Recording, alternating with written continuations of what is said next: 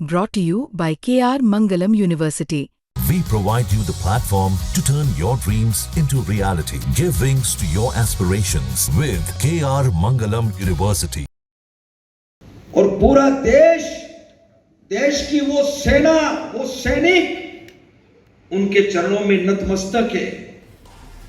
मध्य प्रदेश की सरकार में शामिल मंत्रीगण एक से बढ़कर एक बयानवीर मालूम चलते हैं। ये बयानवीर अपने बयानों से पाकिस्तान पर बम का गोला या हथगोला नहीं मार रहे हैं, बल्कि अपने देश पर ही ये बमबारी कर रहे हैं। आप पूछिएगा भला ऐसा क्यों? तो मध्य प्रदेश के मंत्री हैं विजय शाह। अभी उनके बयान पर विवाद थमा नहीं था। कर्नल सोफिया कुरैशी को लेकर जो उन्होंने बयान दिया, उसने पूरे देश में तूफान खड़ा किया। और अब इनसे मिलिए, ये हैं मध्य प्रदेश के डिप्टी सीएम जगदीश देवड़ा। ये उनसे भी बड़े बयानवीर निकले। इनको देश की सेना देश के प्रधानमंत्री के चरणों में दिखाई दे रही है। मतलब चमचागिरी की इंतहा होती है, उसे भी पार कर गए हैं मध्य प्रदेश के डिप्टी सीएम जगदीश देवड़ा। बयान ऐसा है कि सुनकर खून खौल जाएगा। आपको पहले बयान सुनाएंगे, फिर बात आगे बढ़ाएंगे। और यशस्वी प्रधानमंत्री जी को हम धन्यवाद देना चाहेंगे। और पूरा देश, देश की वो सेना, वो सैनिक उनके चरणों में नतमस्तक है। उनके चरणों में पूरा देश नतमस्तक है।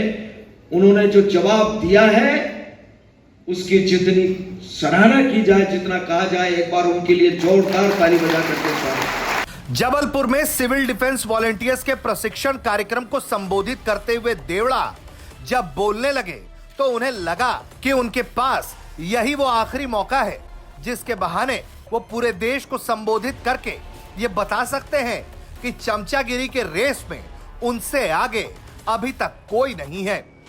तभी तो चमचागिरी करते करते, भावनाओं में बहते बहते जगदीश देवड़ा ये तक बोल गए कि पूरा देश, देश की सेना और सैनिक पीएम नरेंद्र मोदी के चरणों में नतमस्तक है। इसमें दोष प्रधानमंत्री का नहीं है, लेकिन ऐसे बयानवीर नेताओं को आश्रय मिलना सबसे बड़ा खतरा का घर है। मध्य प्रदेश सरकार के मंत्री विजय शाह को बार बार हाई कोर्ट से लेकर सुप्रीम कोर्ट तक फटकार लगती रही। सरकार उन्हें बचाने में लगी रही। डांट पड़ने के बाद एफआईआर हुई, मंत्री जी की कुर्सी नहीं गई। जब मंत्री जी की कुर्सी नहीं गई तो सूबे के डिप्टी सीएम ने सोचा कि यही मौका है, विजय शाह से बड़ी चमचाई मैं करके दिखाता हूं। और यही वजह है कि जो डिप्टी सीएम है मध्य प्रदेश के जगदीश देवड़ा, वो कहते हैं कि देश के प्रधानमंत्री का वो धन्यवाद करेंगे जिस अंदाज में उन्होंने बदला लिया है। और बोलते बोलते वो ये भी बोल गए कि देश की सेना उनके चरणों में नतमस्तक है।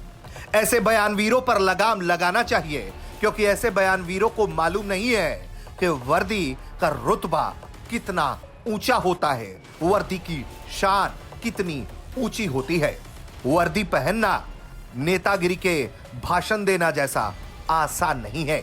वर्दी पहनने की जिम्मेदारी वैसी जिम्मेदारी नहीं है जैसे नेताजी शर्ट पैंट बूसट लगाकर ज्ञान बांटने के लिए कहीं भी मंच पर चढ़ जा रहे हैं।